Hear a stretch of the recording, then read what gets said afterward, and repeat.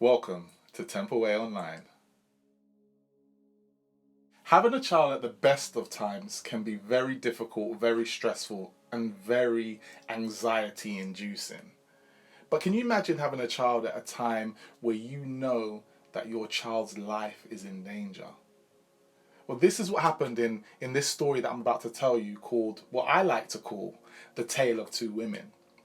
You see, there's this lady and she's going to have a child, but where she lived at that time, if she was going to have a son, his life was in severe danger. In fact, it was illegal, in effect, for her to have a son. And so her pregnancy would have rolled on, and while there may have been some happiness, there would have been a lot of anxiety, knowing that if she has a girl, everything will be all right.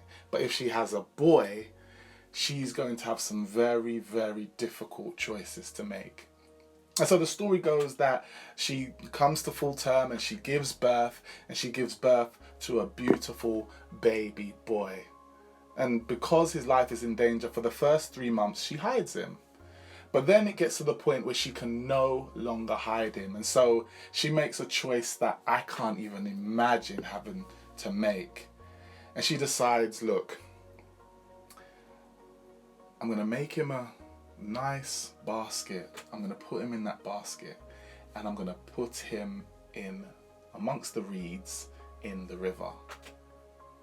And as she puts him in the river, his sister's there, and I can just imagine what an emotional scene that would have been. She places him in the basket, places him in the reeds, walks away, and the sister stays to see what's going to happen to her baby brother, only 3 months old. And so the basket drifts down the river, and as it comes down to another section amongst the reeds, there it bumps into a princess. Now, the irony is not lost on me. The irony that that river that has effectively become the grave for one woman has become life for another woman. That river that signified the end of a relationship with her son for one woman becomes a moment of refreshing rejuvenation, of new opportunity for another. And isn't that exactly what privilege is? 2 women approaching the same choices or the same opportunity, but for one it means something completely different to another. 2 people making their way to Tesco, for one type of person, that experience is going to be coupled with potentially being stalked around Tesco, potentially being looked at with suspicion, and for another person it's just another opportunity to stock their shelves, or waking up in the morning and getting ready to go to work, and for one person it's an opportunity to just enjoy their colleagues and have fun, and for another person worrying about what they're going to wear, how they're going to put their hair, if they're dressed to fill in the blank for that workplace. The same thing, the river, a beautiful place for most people, is drastically different through the eyes of these 2 different women. What a precise and powerful picture of what privilege really is. And so the story continues. The basket bumps, or the princess bumps into the basket bumps into the princess, and she looks in the basket, and there she sees a baby, and she recognizes, the story says that she literally recognizes that this baby is a Hebrew baby, and she is an Egyptian princess. And so she looks at the baby looks at her, she looks at the baby looks at her, offers a little goo goo gaga, and in a moment there's a connection. And so what does she decide to do? Luckily, the sister, who's been watching this whole encounter the whole time, rushes up to the princess and says, hey, yes, this is a Hebrew boy. How about you give him to me, and I'll let some of the Hebrew women look after this baby and nurse this baby until he's old enough to not need nursing and can be returned to you. And so she agrees. She sends the baby with his sister. Of course, she doesn't know that at the time, but she sends the baby with her sister, and the sister takes him back to his mother to be nursed until he's big enough to fend for himself. Really interesting part of the story for me, because there's no doubt in my mind that the princess knew, and the text tells us, that this baby was a Hebrew baby, and yet it doesn't seem strange to her, or she doesn't seem to have any awkwardness to send the baby back to the Hebrew women. Now you have to follow me here. She knows that the Hebrew nation is in mourning nearly every day of their current existence. Why? Because every day they're seeing their young boys, their baby boys, being put to death. They're having to make difficult decisions. They're seeing a system systematically eradicate them because of their beautiful brown skin. Can you imagine? And she decides, without any sense of awkwardness, any sense of trepidation, to send the baby back to those who have been oppressed, not thinking about the constant reminder it would be to them of what they've lost and what they're losing every day in this existence. And isn't that what privilege does? No sense of irony, thought, or feeling to those that the system that it benefits from,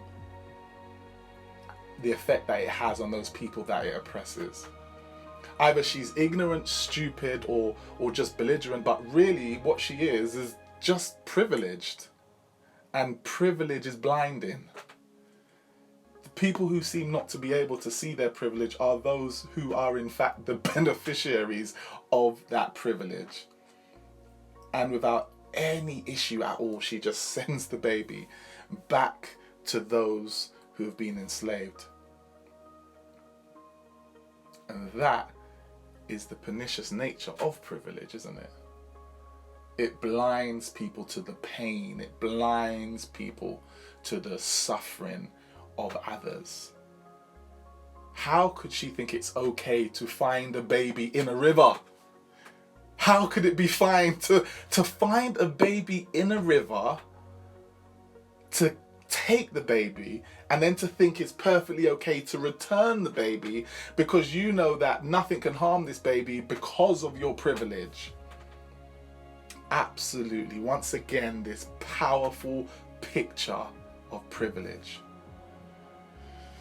And of course, Moses' mother, that's the name of the baby, by the way, Moses' mother gets to nurse him for a few more, probably months, potentially years, and after that time, sends him back to the princess. And the princess, without any sense of irony, takes the baby and says, I'm going to name him Moses because I drew him out of the water.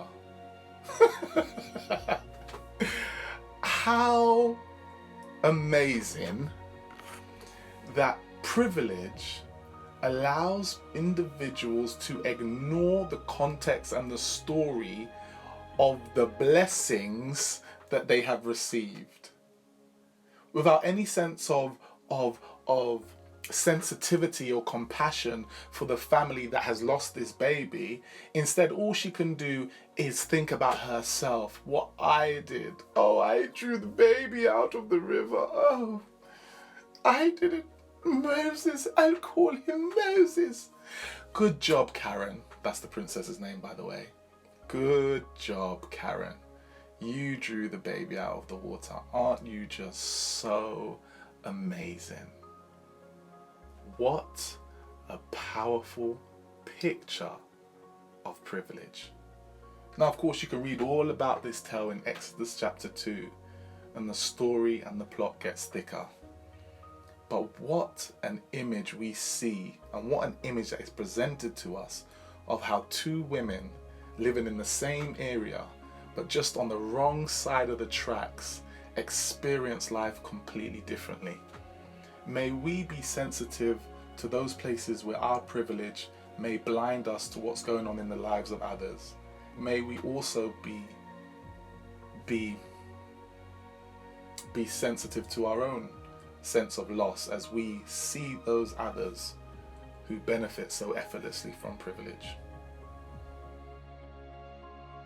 That was episode 3 of our series on the Exodus. You can catch up on episodes 1 and 2 on our Instagram, Facebook, YouTube, and even our podcast.